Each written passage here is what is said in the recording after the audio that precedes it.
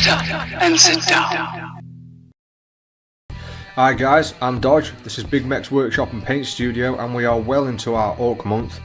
And we can't have an Ork month without doing the most classic of Orks, Gazgorthraker's own tribe, the Goffs. So, built up this guy, just a couple of random parts on him. It's from the old Black Reach set. But I thought this guy will do well for Goths, and we're going to start with a Black Prime by Vallejo, as always, and then we're going to use Wild Flesh by Games Workshop. We don't really need to use much for the skin tone really, it's only about 4 colours, it's just the application that's important. So we're using a wet palette for the skin, and it's going to be quite a vibrant looking skin by the time it's finished. You want to keep this really thin, and you can see that's patchy, but that's fine. You let it dry, you go over it a few times, you come back to it. I picked a model with not much skin on it, so that's not too bad. The helmet covers the top of his head, so I've only really got the arms to do. Now we're going to use Warboss Green by Games Workshop, and we're going to glaze that up ever so slightly. And that's going to take time, and this new transition, this is just me skipping forward painting the exact same colour over and over again. This is what happens when you do 5 or 6 layers. There is nothing on this brush, like I've said in the other videos, it's just the residue that's left from the wet palette. As you can see, I'm wiping nearly all of it off and then just brushing over the tops. And once you've done that, we're going to give it a nice wash with Biotang Green, and what that's going to do is if you've got any patchy brush strokes or you put it on too thick, it's going to help blend both of those transitions together, sorry, both of those colours together, and it's also going to put an extra bit of depth into the recess, as well as acting as a filter and making those greens at the top a little bit more vibrant, because Biotang Green is actually quite a bright green to be using. Before we get too settled into the video, yes, it's a plug by one of our local game shops, Composite Games. They offer 15 to 25% off.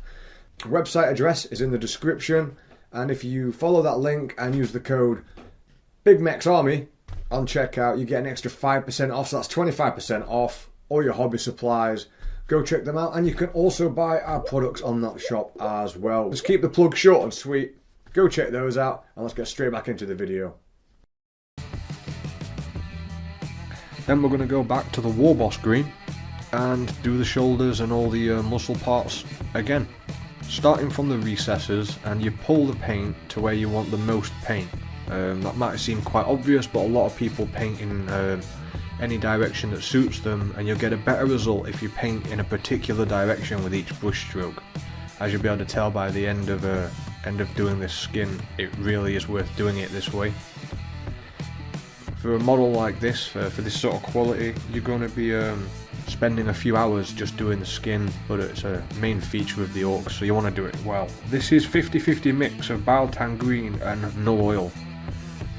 The reason for that is we're going to add even more depth into the recesses with the null oil, and the Biotang Green is going to help blend those transitions again even further. Like I said, we're not going to use much in the way of different colours for this skin. Now I'm going to add Warboss Green for the last time. So that's a lot of layers in total there. You're looking at about 50 different layers of very thin paint. But you can do this, guys, it's not that difficult really, it's just a matter of taking your time. And the reason I'm painting the knobs in this manner is because they spend more time on the board, they're more impressive looking models. You don't want to do this with your Ork boys, as I've said in the other videos. It's just too time consuming. Now we're going to add a little bit of Moot Green into that Warboss Green, and that's going to tone our Warboss Green ever so slightly yellow.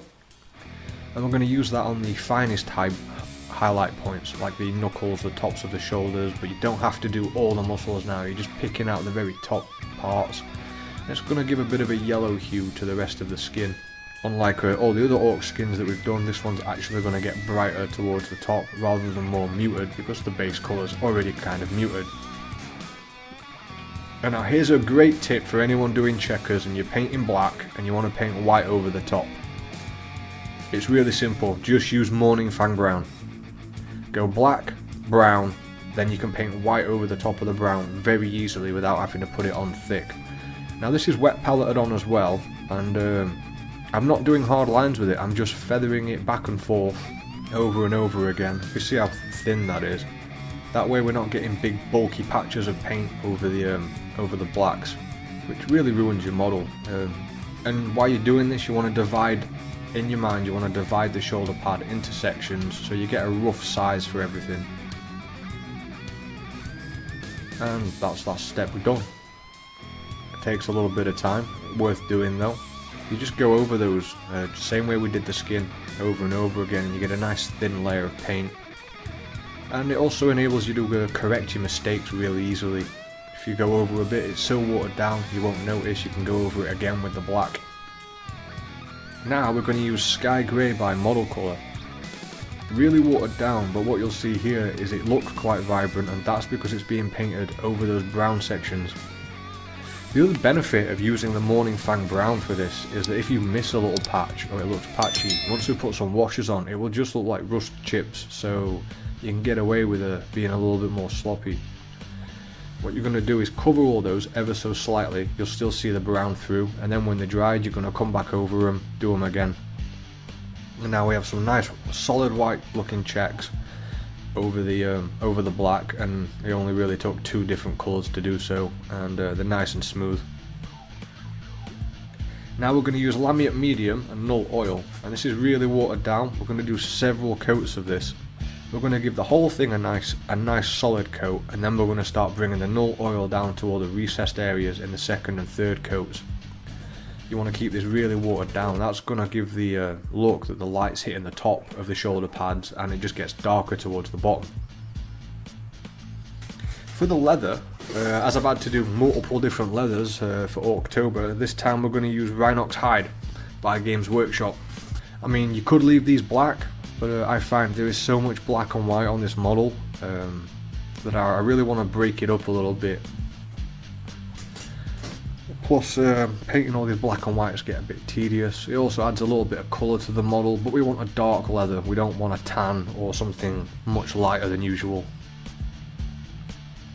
So to make a bit of a difference in the colour scheme, as you can see, I've done most of the metallics there in Gunmetal by Game Colour, but that's the solid steel pieces. I wanted something a bit more brassy, so I started with a Brass Scorpion by Games Workshop. The reason for that is I'm basing these particular goths on the index artwork, and I thought they looked pretty interesting and the metallics look different, so I decided to go for that, just to make a change from using the Warplock Bronze that we usually use and Brass Scorpion.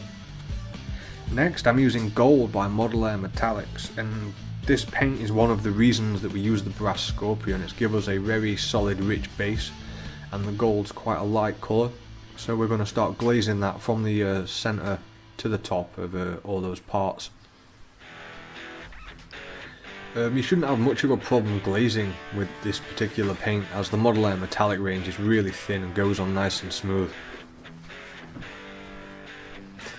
Then we're going to use Seraphim Sepia by Games Workshop to start toning that. And this colour is going to enrich those metallics ever so slightly and make them look a bit more gold. But they're not going to be gold when we're done. We're going to have verdigris looking things on them, and we're going to tone them down with a lot of washes. So obviously Orks wouldn't have anything this shiny, unless maybe they were flash gits. Could have been a good colour to use for the flash gits. Then we're going to go back up with Gold Model Air Metallic for the top quarter of the banner. As you can see, we're starting to get a good transition across the tops of all these. A nice rich reddish brass to a really light gold sort of colour. And it really helps break up the bland colours of the goths. And there's quite a few metallic bits, but it's completely up to you which bits you're going to pick out. Then we're going to tone it all down again with an Agrax Earthshade wash. One of the reasons I'm putting so many washes and layers on this is I wasn't quite sure what kind of colour I was going to end up with, as I don't usually use this set of colours as a metallic, but I'm quite happy with the end result. You can tone these down as much as you want. Obviously you can tell I've watered down my Agrax Earthshade a lot there, so I can build it up in layers. But if you just want them much darker, just go straight for a straight Agrax, maybe a tiny bit of water so it doesn't go on too thick. Next we're going to use a couple of layers of Null Oil over all the metallics at this point. and they're obviously really thinned down. It's just going to add some depth to all those metals, because these silvers have not really had anything done to them. They're nothing special, but we'll come back to those later on. Now we're going to start using German Grey by Model Colour, and we're going to pick out the fabrics, because I'm quite happy to leave all the armour pieces as solid black almost, maybe a few highlights on them, but the shirt needs to look like it's catching the light, and because it's a fabric material I decided to go for the German Grey, and that's going to really help break that big black block of Ork up. So we're going to be able to tell what's what at this point, and we're just going to coat that quite evenly all the way around. Now we're going to add Mechanicus Standard Grey by Games Workshop into the German Grey by Model Colour and start glazing that up. We want this to look like the light's just reflecting off the top of it and muting the black. We're going to add some washes and some tones to this as well, so it will end up looking black, or almost black when it's finished. So don't worry, we're not going to go really high on these greys, they're still going to be very muted and very dark. The next highlight will just be Mechanicus Standard Grey by Games Workshop on its own. Just make sure you get all those creases in the clothing and on the trousers, especially around the boots. It really brings in the definition. And for the shirt, just start from the middle and work to the outer edges. That usually does it for the Ork shirt, as they've got a pretty straight back, so highlighting that's pretty simple. Then of course, this is quite a thick null oil wash, although I've still watered it down a little bit so I can stay in control. You want to make sure that definitely gets into those recesses, because now the black's really going to stand out against those greys. And it's also going to tone all that work down so they still look black. You can do this in several layers until you're happy with the result that you get. Next up is a colour I don't use very often at all. This is German Orange by Model Colour. Now I'm going to use that to start filling in the mouth. There's not much in the way of a mouth for this one. It's got his teeth showing through and a little bit of his gums, but his mouth's generally just closed, so I wasn't able to get that on camera very well. Next up we're going to use Sky Grey by Model Colour again, and we're going to go back over the checkers and the patterns that we've done. Still glazing, and we're going to work it to the top of the shoulder pads. Now we've done washes, so this highlight will show up on your model, and we're going to start working towards all the top edges of those. It's very thin. I'm just feathering it from the middle to the top corners and making sure that any checkers that are the most high up are the most vibrant. It's going to continue to add depth to the patterns that we were looking for. Now German Grey and Mechanicus Grey again. We're trying to make everything unified in this palette and match, and we're going to start doing the black checks in the same sort of way. If you haven't got the patience for it, you can just do a simple line across the top of each check, and that will work. If you're in a rush to get them done, just put a line across the top of each and it will act as an individual highlight per square. Now this is Model Air Metallic Black, which I don't use very often. But it's a very thin black for airbrush, and I've watered that down a lot instead of using another null oil, and I'm basically glazing that in reverse. I'm glazing it downwards into the recesses to add some more shape to those legs and to the trousers, and also make sure the underneath of the trousers and folds are nice and black, because that's going to really accentuate the greys that we have done. Now I'm going to use Iron Breaker to start picking out all the gunmetal that we did earlier that's had several washes at this point. And Iron Breaker's Games Workshop, if you did not know that one. And as you can see, it's really coming along nicely now. Again, really thin paints, guys. Just basically glazing and feathering the very tip of my brush to the tips of whatever it is I'm painting, just on the corners. For the mouth, I'm going to fill that in now with Reclam Flesh Shade. Don't be too worried about getting this on the lips, because we're going to fix up the lips and paint those again later as well. Painting mouths is always a bit of a pain on camera. Never seem to get it to stay in focus. But as you can see, this model's coming along nicely and everything's very well defined. And for the claws, I'm going to use XV88 by Games Workshop. I'm going to do a couple of layers of this. We don't really need to do too much on the claws, but XV88 was it fit the palette quite well. It complemented all the brasses and metallics we had on, and also looked a bit different to everything else. So it's quite a vibrant contrast to his skin, but it's not too over the top. It's just enough so you can see the parts quite well.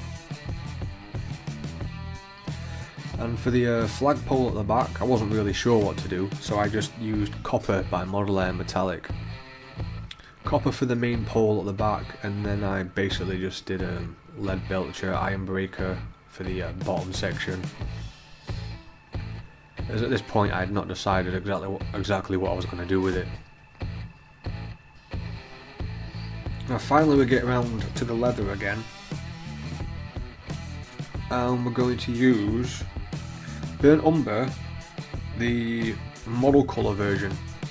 This is a very different version. It's not as red as the regular one that we use, and it worked really well for highlighting these leathers. I also painted that axe in a handle in a Doombolt brown, which is a Games Workshop. Now I'm going to use Agrax Earthshade to wash all the leathers.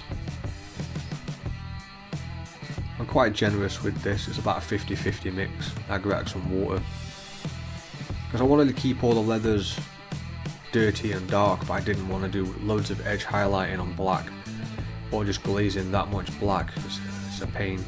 So anywhere where I can skip a step or make something easier, I'll definitely be doing that.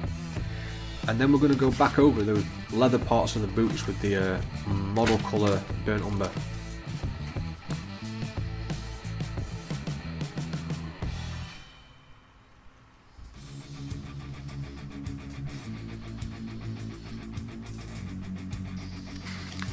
Now for the horns on the helmet, I decided I'd start with a more of a traditional colour, one you'll probably see me use before. Go for a Morning Fang brown. You want to be really careful at this point that you don't splash any paint pigments onto anything else.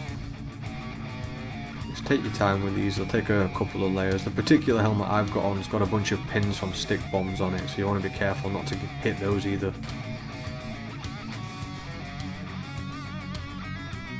Then we're going to start glazing those up so they've got a Xandri dust layer on them, leaving the smallest amount of Morning Fang brown in the darkest recesses towards the helmet. Again, really thin watered down paint from the wet palette.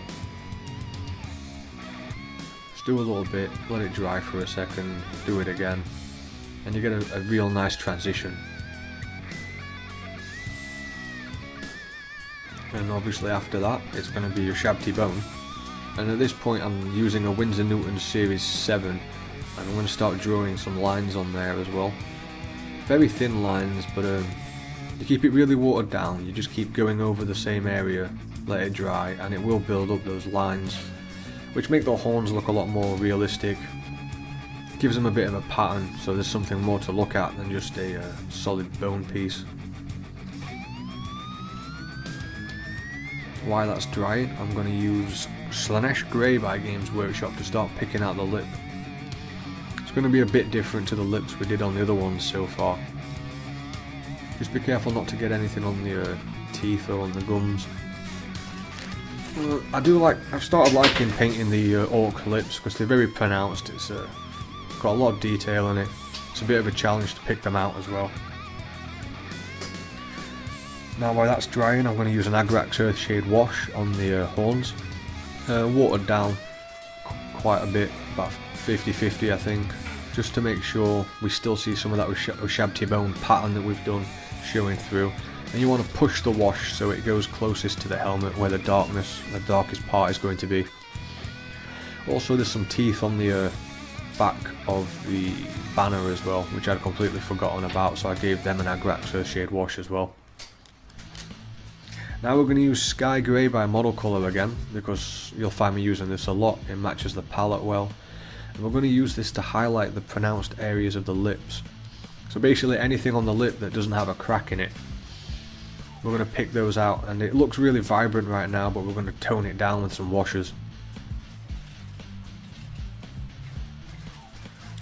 For the leather on the axe, we did a Dunbolt brown to begin with, and now we're going to use burnt red by model colour. Going for a bit of a reddish leather, something different to everything else. We're going to cover most of the tops of these straps on the axe, because we're going to do a couple more colours on there and some washes. But I really like this colour. I'll probably start using burnt red a little bit more. Next we're going to use red leather by model colour. I'm using a Winsor & Newton, and all I'm really doing here is just going over the edges. I want to make sure the top, the part of these straps that point up is the most pronounced with this colour. So you want to start at the underneath of the axe and bring your paint up to the top. Basically it's basically an edge highlight for these, but I really like the colour transition. It's quite vibrant, but it still fits the orcs. Now the little pipes on the axe that I almost missed, I'm going to use Corn Red for those by Games Workshop, just as a base layer. So there's a little tint of red to this as well. You could add some more red in if you wanted, with it being Goffs, but I just stuck to this particular scheme that was in the index. I thought that looked pretty good. Now we're going back to the lip, and we're going to use Drushy Violet and water and use several layers of this, and we're going to start washing from the back of the lips to the front where it's most pronounced with the Drushy Violet. You want to make sure some of this sits in the grooves of the lips to really pronounce those and show off the highlights that you've done on them. That's why we do our highlights on the lips so vibrant, because it's such a small workspace that when you put the washes in, it separates the shade and the light, and it just brings in more detail, and it's quite an easy step to do. Now Steel Legion Drab is used for the ropes and, not ropes, strings and whatever, twine. I'm not sure what orcs would use, probably whatever's lying around, but the stitches on everything and also on the banner. This is just going to be a base coat for now, so if you find any more of those particular bits, just paint them Steel Legion Drab. Then we're going to go over them with a Rakarth Flesh. Again, it's sort of an off-white browny colour, so it'll work as a highlight, but it won't be too bright that it takes away from the checkers or anything else that we've done. I think the hardest part of this model was picking out the colours that will match, even though they're all so muted, and also making things stand out. Now for the bullets on his neck, I decided to go with Bright Bronze by Game Colour for the main part of the bullet, or the shell part. It didn't really take much work to do those. That's the other bit of string. The bit of string around his neck was also done in the same colours as the last bit. So everything looks unified now. And once we've done with those bullet casings, we're going to do the actual tips of the bullets in Model Air Metallic Copper. Again, I've really started liking this Model Air Metallic range. They go on nice and smooth, they give a good even coat, and there's some really good colours, so I'd recommend anyone picks those up. Next up is Army Painter Strong Tone, to wash those bullets down and make them look a little bit more faded. I'm guessing they've been on his neck a while, so they wouldn't be too shiny. I am a fan of the Army Painter Strong Tone for doing metallics, especially if you want something a bit more dull than when you use an Agrax, which is a bit more reddish. Now we're going back to the pipes, seeing as they're dry, and we're going to use a Wazdaka Red, because I wanted to use a muted red since all the other colours were muted. And we're going to highlight the curves of the pipes on there, just with a Wazdaka Red. And just take a couple of very thin layers and bring those up. Now we're going to use Off-White by Model Colour. And we're going to keep this really thin. And we're going to use a Winsor Newton Series 7 000. And we're going to highlight all the armour pieces with this, including the black sections.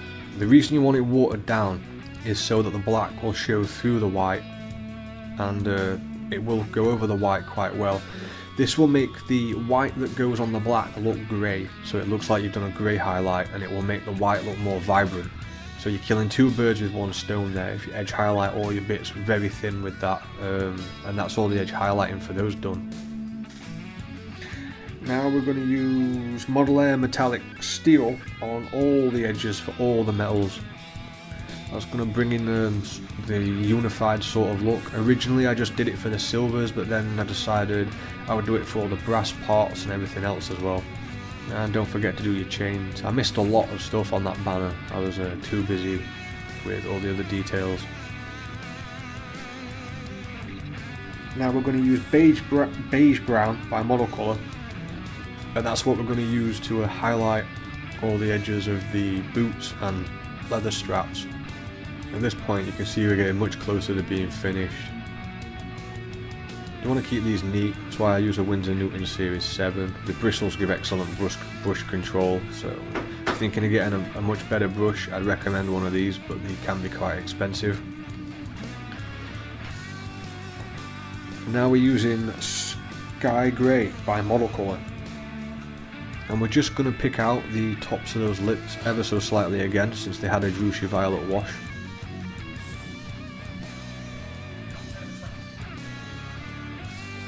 And next is Model Air metallic blue mixed with Typhus Corrosion, which worked quite well for doing the verdigris actually. It was a bit of an experiment, but Model Air metallic blue, Typhus Corrosion mixed together does make a very dark grimy blue, and I started putting this into sections on the brass to make it look a little bit more weathered.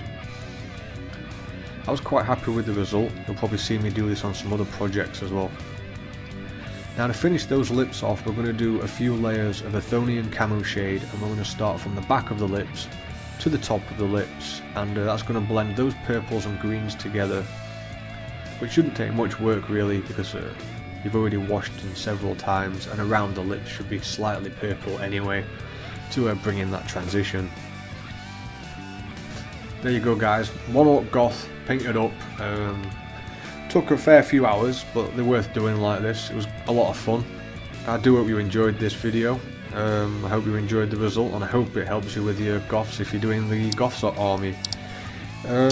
Thanks for watching guys, so don't forget, if you like this video, hit like, hit that subscribe, because we've got tons more coming out during October, and share with your friends on Facebook as well, because every share helps. Thanks for watching guys, and we'll catch you in the next one.